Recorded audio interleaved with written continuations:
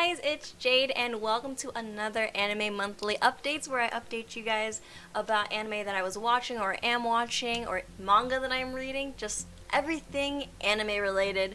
And before I get started, don't forget to subscribe and hit that notification bell to be notified every time I post a new video. Now this update will be for January, so in January I was watching Demon Slayer, and if you guys kept up with any of my reactions, you will know that it was an emotional roller coaster, to say the least, because I found myself laughing in the beginning, crying in a lot of the other episodes, and just worried throughout the entire season, I'd say. There were a lot of heartbreaks as well.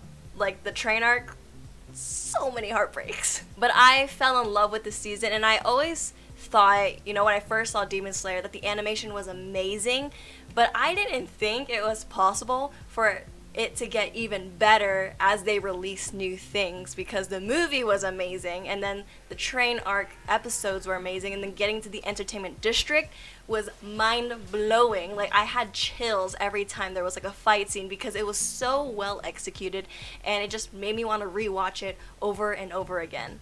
Not only that, but the story was well-paced, at least for me.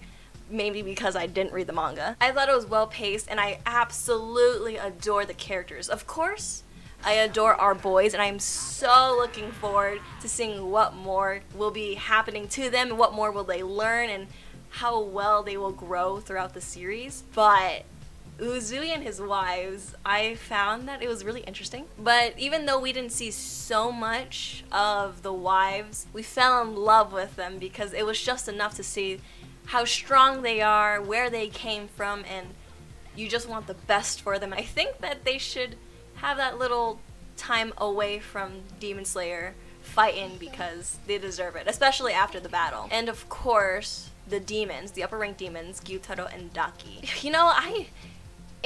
Demon Slayer makes it hard to really hate on some of the demons, only because they make you absolutely despise them for the things that they've done, and then they give you that really soft-hearted, emotional backstory of why they became the way that they became, and you're just like, come on, let me hate the people. I can't hate them now.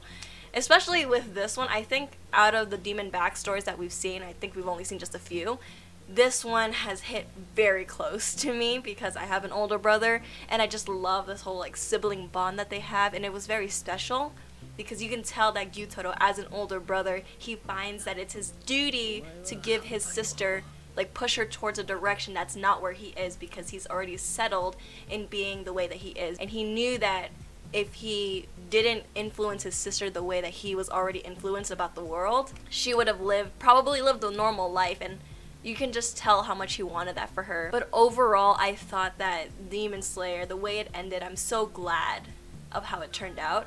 I did not appreciate the every week cliffhanger that I was left on. I'm pretty sure a lot of you guys can agree with me, because dealing with a cliffhanger and then having to go through an excruciating week thinking of the possibilities, if you haven't read the manga, thinking of the possibilities of what could go wrong or maybe things can go right. I overthought so much through the week every time I was left on a cliffhanger, especially after that episode that Inosuke was impaled.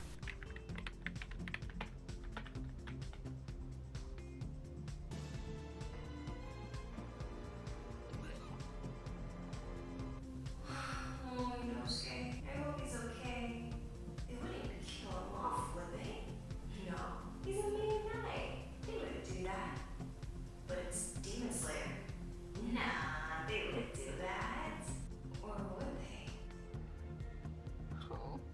But since Demon Slayer ended, I transitioned over to another anime to react to, and that is Attack on Titan.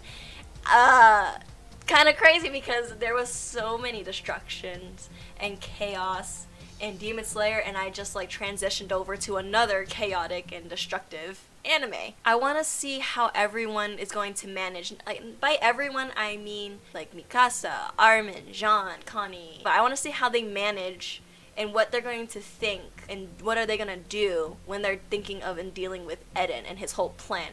Because I truly believe that they aren't going to just let this plan happen, because if they really think about it, it is justified for everything that they've dealt with being on that island and being hated on relentlessly for something that you know, the generation, their current generation had nothing to do with. I don't think with the type of people that they are, they're not going to just sit around, survive, and have the whole world crash and burn. Because I feel like they're gonna have a sense of like survivor's guilt, and I said that plenty of times before.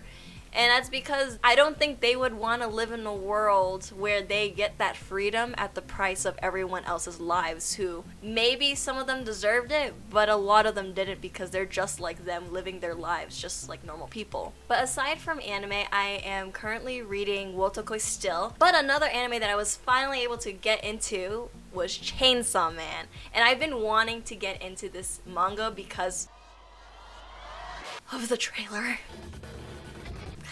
The trailer, I think I've seen it way too many times for my own health.